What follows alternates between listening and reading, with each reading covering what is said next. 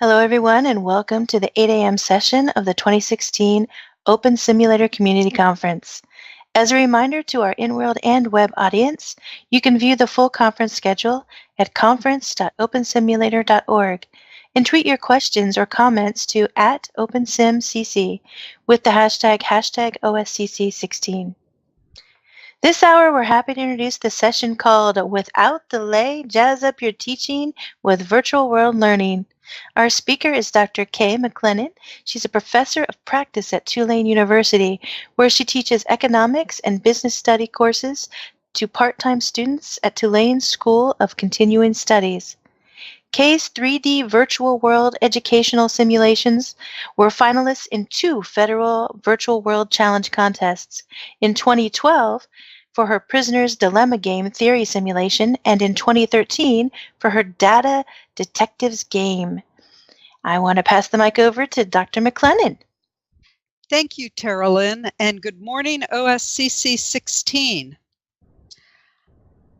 The presentation objectives I have this morning include welcoming new virtual world users by providing some condensed quick start guidance, and this is to selfishly contribute to generating more critical mass in the virtual world space, but also to sincerely give new users a few tips and tricks to enable you to start staging learning activities in virtual worlds now. All of the presentations yesterday and this morning have been so expansive and so impressive, I think there might be a chance that some new users will be tempted to think it would be too difficult to use the platform. Trust me, nothing could be further from the truth. There are some simple ways to get started today.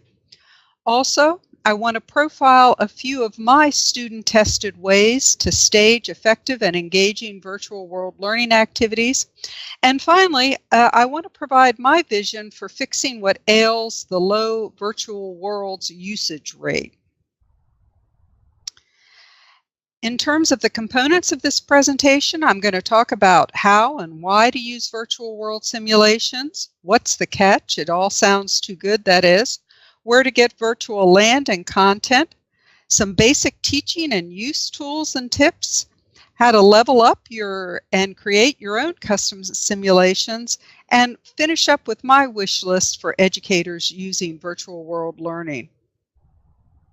But before we get to any of that, I'm going to give you my most important takeaway first. I'm going to come back to this to elaborate on it in a little bit.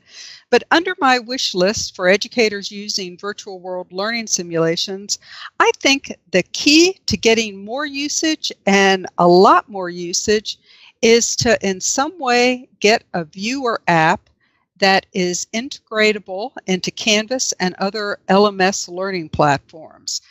There's a new Ed App Center that is linked directly into Canvas and other learning management systems, and the viewer has to get into that platform. Again, we'll come back to this. So why use virtual world learning simulations? I'm going to repeat the list, but anybody that's been sitting through any of these presentations knows for themselves that virtual worlds are intrinsically immersive and engaging. They can also facilitate simulations that are too dangerous or impractical to stage in real life. It also simultaneously supports remedial and enrichment learning, or can be customizable, individually customizable. The OpenSimulator approach to virtual learning is cost-effective. Once mastered by a faculty member, this type of a platform is easy to use and almost infinitely customizable and updatable, which is important, and contributes to increased learning outcomes. I'm going to say that one more time because it's so important. My students report an increased learning outcome in comparison to traditional online learning, and particularly in comparison to classroom learning. So what's the catch? It all sounds too good to be true. Well, like they say in old Western movies, the cavalry isn't coming. And in this case, it's the academic administration cavalry. Your dean, your principal is not going to give you all the money you need to effectively implement this platform. They may not even give you any money. However, a quick start that includes you being proactive to learn the basics, assemble or create relevant content, and experiment with learning activities is a quick start. So the first thing you need to do, and again, this is for new users, is get some land. A virtual environment requires an environment. There are numerous existing metaverse communities that rent island. There are numerous hosting services that rent islands, regions, and grids. My approach is to pay for a hosting service, and in this way I can make my grid private to satisfy FERPA privacy mandates and to provide student services. But if you have no funds, there's still ways to get land for free and get started immediately. You can locate free land on Maria's hypergridbusiness.com e-magazine. She has a Metaverse Maria's publication, Free Land and OpenSim. You can also self-host an OpenSim grid or use the Sim on a Stick option.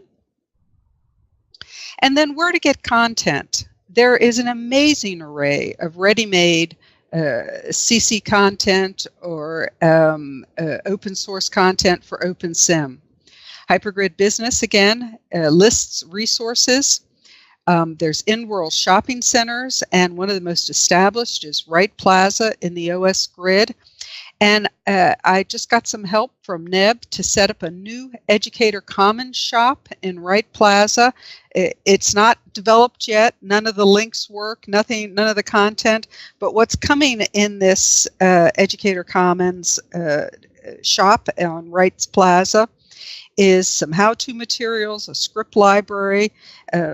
Philippe Turk has agreed to let her vintage Philippe Grid educator content be given away there, some other teaching tools, some showcase materials, some shopping materials. So check it out in a few weeks. The Kitely Market, you've heard about that before today and yesterday. You can find and upload your own CC content from the 3D Warehouse Blender community. And of course, don't forget about building your own content.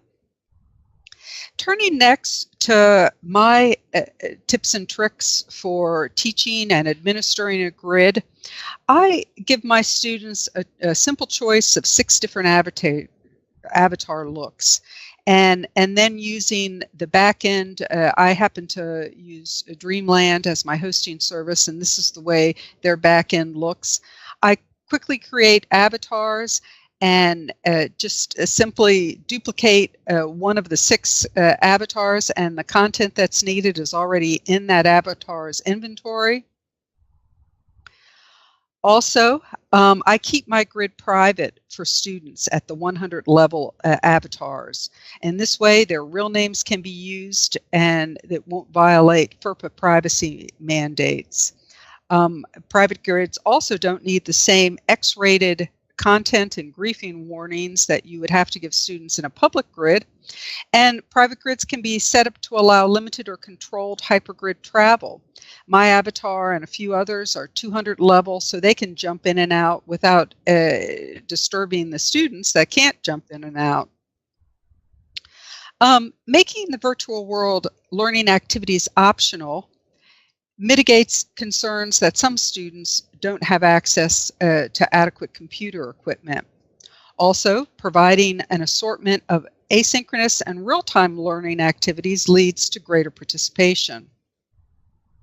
And finally, collecting feedback data from student users has been paramount in advancing my builds. I am never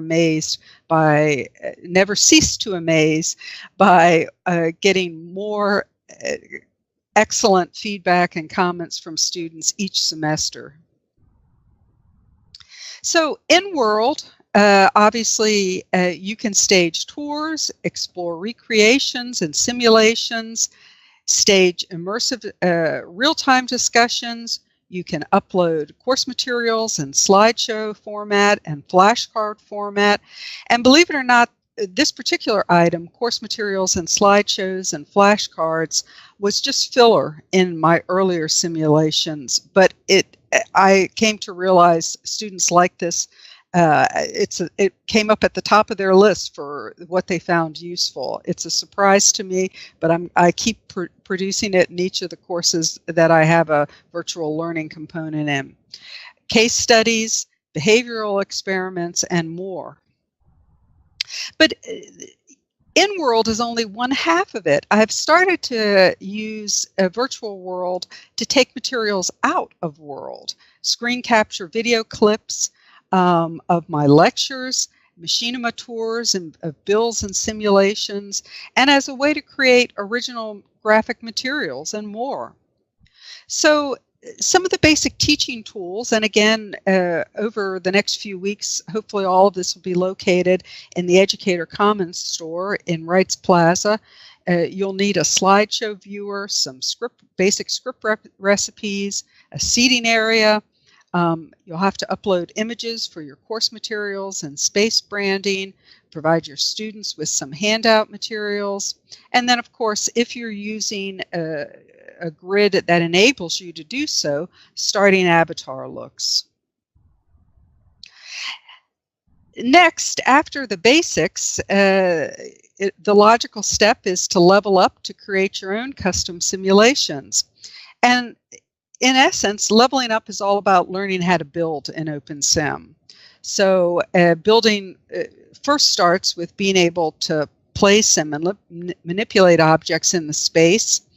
Also, a good way to learn about building is just to replicate other people's objects. Practice, of course, bringing content back from other grids in your avatar suitcase. Practice uploading content via your viewer from online repositories. Practice deploying an array of script recipes. And then, of course, if funding's available, using professional content creators to create your simulations contributes to the vitality of the community. And of course, any professionally created content that you can make available back to the community is another way to expand use. So my wish list for virtual worlds includes, first, a recognition that OpenSim is perfectly suited to the need of educators as it is, but more critical mass, more educator usage is needed.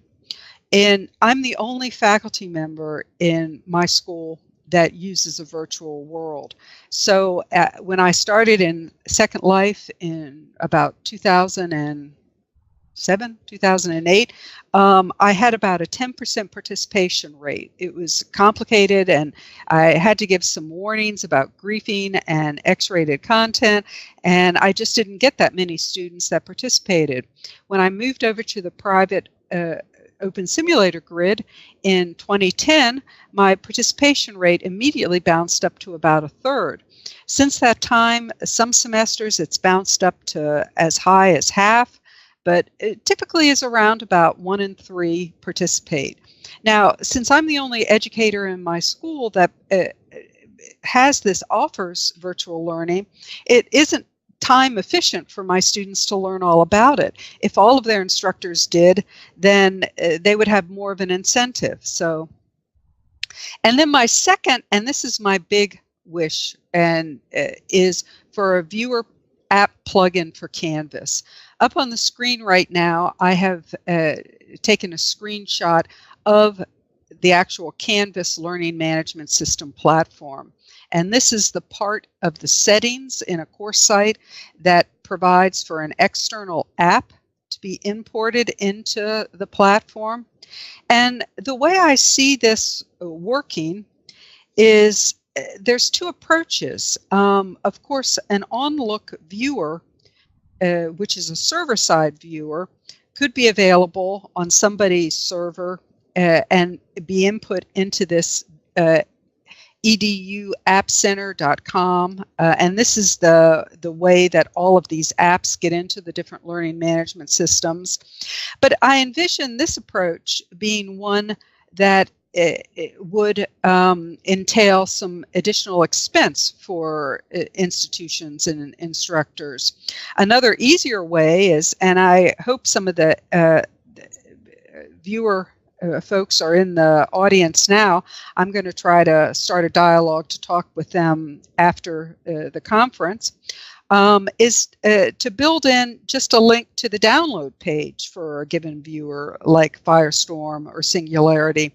And then a generic viewer might be free, but then as another revenue stream for the different viewer producers, offer custom skinning for institutions on your download page. So in other words, there's a number of ways for viewers to get into this app list, but we've got to start now. Finally, and again, the Educator Commons store in Wright Plaza at 211 3721 is going to be coming online soon. And I look forward to continuing the discussion on how to get an OpenSim viewer into learning management systems. I think I've got a couple minutes here if there are any questions.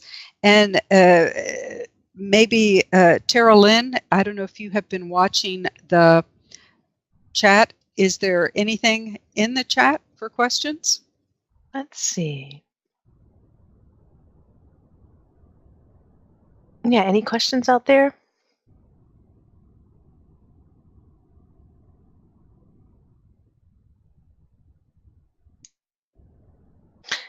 One of the questions that I see here, does a virtual world provide a better learning experience than a traditional setting?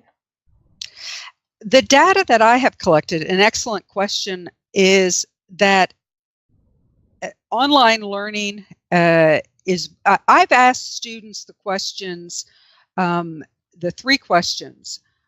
Is the online learning and virtual world learning engaging? Is it interactive? And then I've looked at, does it contribute to learning outcomes? And students believe that both that classroom and traditional online learning, which includes threaded discussions typically for interactivity, and virtual world learnings, are all three equally interactive. But when it comes to engaging, my students, the feedback that they give is that traditional online learning is more engaging than classroom, and virtual world learning is more engaging than traditional online learning. So, and then if I look at the correlation between the different means of delivery and contribution to learning outcomes, the correlation coefficient for virtual worlds is, head and shoulders above both traditional online learning and face-to-face learning. And one thing I was going to ask, what do you feel? You said you're the only teacher, and you've been doing it since, what, 2009, did you say? 2008. 8 even. Yes. What is it, do you feel, is blocking other teachers from grasping it? My view is that it's just a steep learning curve. And again, that was one of the motivations for presenting just a simple how-to, some ideas here, is to reach out to the faculty that may be thinking about this, but kind of reticent about taking it on. It's pretty simple to get started. It's a lot harder to do some of the complicated builds and scripting that we've seen examples of here today. But you build up to that. And again, I think that putting the viewer in the learning management system would just be a tremendous boost. I don't know if anybody remembers back in about 2008, Blackboard, a learning management system, actually came out with a video clip on YouTube, a little ad making fun of Second Life. And so they sort of drew a line in the sand that they weren't going to integrate that into their learning management system. Happily, Canvas has taken a different approach. And when I saw that, I think my jaw dropped open, because this could be the key, in my view, to getting everyone on board. Yeah, fantastic. And I do think if you're an educator, it's kind of hard sometimes to get a budget for this when you're trying to explain that it's a virtual space. It's not books per se, it's not, something concrete to put in your hands. This is a virtual space that anything can happen. Anything is possible to teach in here. You just got to have the creativity and the time to put it together. Ditto. What Tara Lynn said sounds good. All right. I'm going to go back and look at the chat, and if there's anything I missed, IM me, and I'm going to be around the rest of the day. Let the fun continue. Kay, thank you very much for your presentation. I want to remind everybody that you can see the conference schedule at conference.opensimulator.org. Coming up next is Gamify Virtual Learning. We'll see you in a little bit.